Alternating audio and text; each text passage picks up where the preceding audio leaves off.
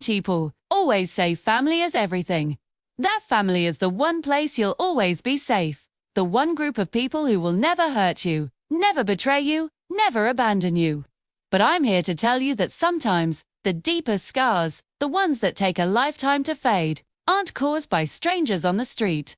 They're carved by the very people who share your blood. I grew up with this idea hammered into my head. My purpose was to take care of my family. My parents were immigrants who worked themselves to the bone their entire lives. They sacrificed everything, their dreams, their health, their youth just, so my siblings and I could have a shot at a future they could only imagine. And I, as the oldest, felt the weight of that sacrifice more than anyone. I was the first to graduate from college, the first to land a stable, well-paying job. At every family gathering, I was paraded around as the pride of the family. I wore that title like a suit of armor, proud and heavy all at once. It wasn't just a compliment, it was a job description.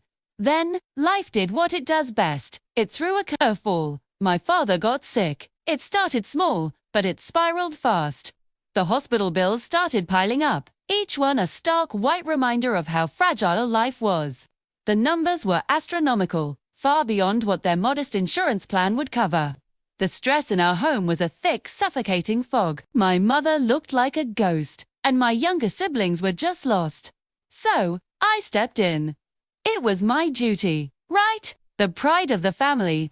I took out personal loans. I drained my life savings, the money I had been meticulously putting away for a down payment on a small condo.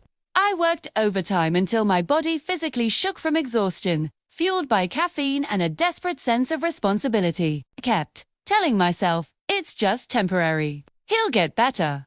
Family is worth everything. After my father passed away, a grief-stricken silence fell over us. I thought the hardest part was over.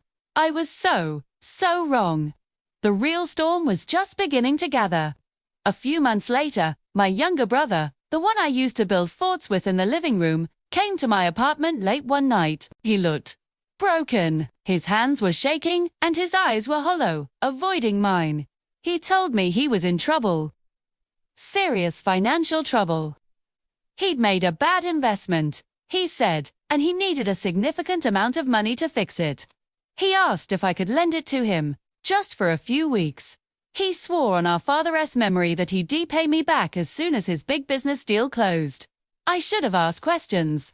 I should have demanded details, but looking at him, seeing the desperation in his eyes, all I saw was my little brother. Family doesn't hesitate. Family doesn't ask for collateral.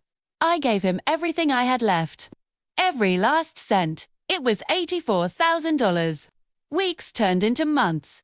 His business deal never seemed to close. Every time I gently brought up the loan, his voice would get tense. Just wait a little longer, he'd plead. You have to trust me. We're family.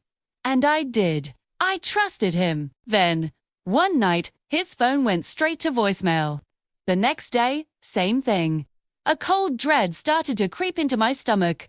A week later, I learned the truth. Not from him, but from a terrifying late-night knock on my door. There was no business deal. There was no investment. My brother had a severe gambling problem. The money I gave him went to cover debts owed to very dangerous people. And now that the money was gone, he had simply disappeared. He ran away to another city, leaving me to clean up his mess. These people, his creditors, didn't care that I wasn't him. They showed up at my house. They found me at my workplace. The phone calls were relentless, filled with threats that made my blood run cold. They demanded I repay the debt he left behind. I was terrified.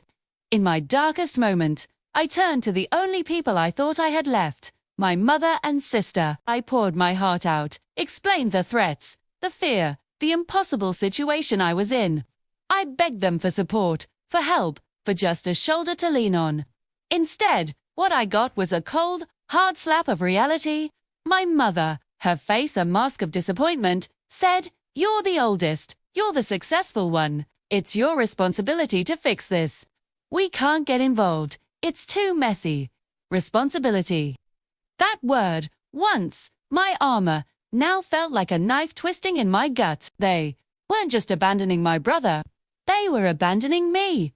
And so, my world collapsed. I lost my apartment because I couldn't make rent after they garnished my wages. My credit score, once pristine, was destroyed. My reputation at work was in tatters, with colleagues whispering behind my back, assuming I was some kind of reckless criminal. I became a shell of my former self, withdrawing from everyone, drowning in a sea of shame, exhaustion, and paralyzing fear. I felt utterly, completely alone. Then, months later, a call came from an unknown number. It was him, my brother. My heart hammered against my ribs. I thought maybe, just maybe, this was it. The apology. The promise to make things right. But he wasn't calling to apologize.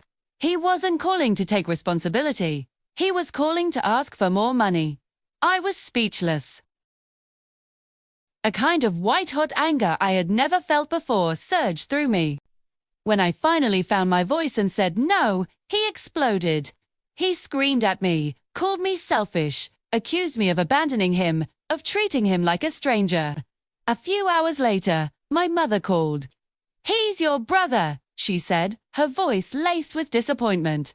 Family doesn't give up on family. And that was it. That was the moment something inside me finally snapped. The years of carrying everyone, of sacrificing everything, of being the responsible one, it all came crashing down. I took a deep breath and said, my voice trembling but clear, "Family doesn't throw someone into a fire and then get angry when they get burned. You don't get to start the fire and then judge me for trying to escape the flames." I blocked his number. Then I blocked hers. I moved to a new, smaller place in a different part of town. I started my life over from zero. Again, the rebuilding process was agonizing. It took years. I worked 3 jobs, paid off debts that weren't even mine, and slowly, painstakingly repaired my credit. I learned how to sleep through the night without jolting awake at every sound. I learned how to be alone without feeling lonely. People sometimes ask if I regret cutting them out, if I feel guilty. And the answer is simple. Blood means nothing without loyalty. Family means nothing without respect. And love means nothing without responsibility. I didn't lose a family that day. I lost a group of people who were only pretending to be one. The day I walked away wasn't the end of my story. It was the beginning, too. It was the beginning of a life where I learned that family isn't a word defined by DNA. It's defined by action.